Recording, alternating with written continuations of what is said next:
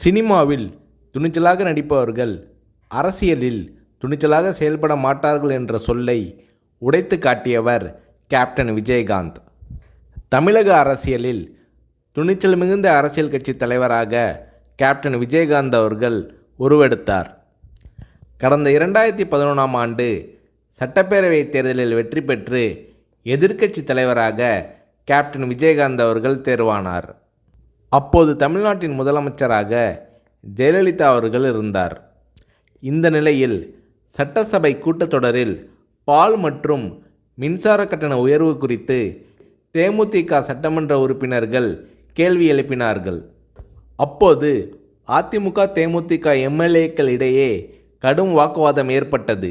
இந்த நேரத்தில் ஆவேசமாக எழுந்து பேசிய கேப்டன் விஜயகாந்த் அவர்கள், கூட்டணி கட்சி என்றால் ஆளுங்கட்சிக்கு ஆதரவாக இருக்க வேண்டும் என்பது இல்லை, மக்கள் பிரச்சனை தான் எங்களுக்கு முக்கியம், அதை பற்றி தான் பேசுவோம் என்று கர்ஜித்தார் கேப்டன் விஜயகாந்த்.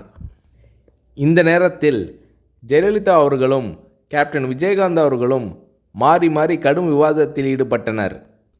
இது அன்றைய காலகட்டத்தில் பெரும் பரபரப்பாக பேசப்பட்டது.